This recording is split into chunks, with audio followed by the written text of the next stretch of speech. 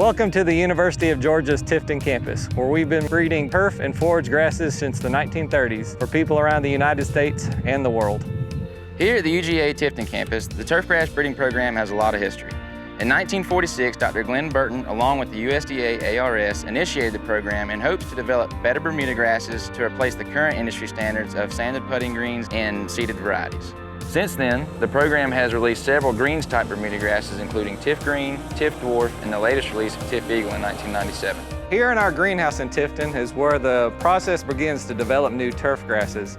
And I'm Brian Schwartz, and I'm the turfgrass breeder here officially. But to be honest with you, we're all turfgrass breeders. We concentrate on making hybrids of new Bermuda grass, zoysia grass, and centipede grasses that start in the greenhouse in little pots, but are expanded and grown in our fields for several years before we move them out to our research plots in other parts of the state and the country for evaluation.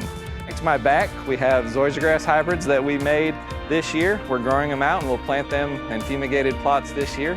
We have other propagation of Bermuda grasses and zoysia grasses we're sending to 5 other universities to get their input on the performance across the whole nation. The initial hybridization of new plants is my favorite part of the whole process.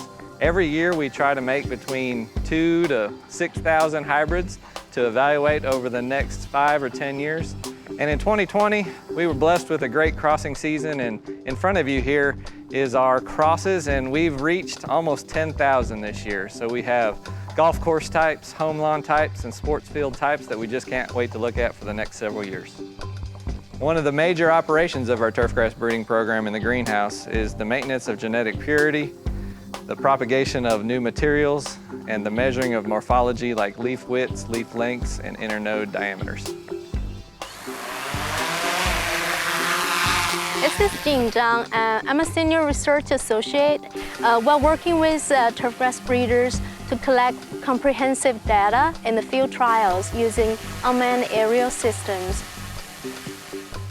Field phenotyping has always been a bottleneck for plant breeders. Conventional method to collect data in the field trial at this scale would take days. But using UAS, we were able to collect data in a few minutes, which greatly enhanced breeders' capability to screen large number of plant materials. The plant characteristics we're taking, to name a few, include greenness, percent green cover, and the different vegetation indexes. All right, so this vehicle is our test platform for our tractor camera. We're developing a camera that's going to go out on the tractor and be out in the field all day, where it'll record images of the field. And then when you come back, you're going to upload that data. It'll create a map for you indicating any problems such as weed pressure or disease. Right now, we're working on a model that'll identify weeds as the tractor images them. As we move forward, we're always looking for better grasses to help our local turf managers be the best that they can be. As we prepare for future Bermuda grass releases, we're performing different management strategies such as sprigging rates, fertilizer usage, and water management to help our turf managers better understand these grasses upon their release. We're also looking at different species as well. In 2016, we initiated our zoysia grass greens trial, where we were able to compare some of our hybrids to current industry standards. With a new species also comes different management strategies. But with our large plot sizes, we are able to test these different practices in order to find what works best. At the end of the day, we are working to make the turf industry a better place. It's personally satisfying to be here for this process because it represents about 20 years of research at the University of Georgia in collaboration with the USDA ARS, working with our friends here at Patent Seed to bag up a centipede grass product called Tiff Blair, which is grown here in Georgia and used not only in the Southeast, but all over the world.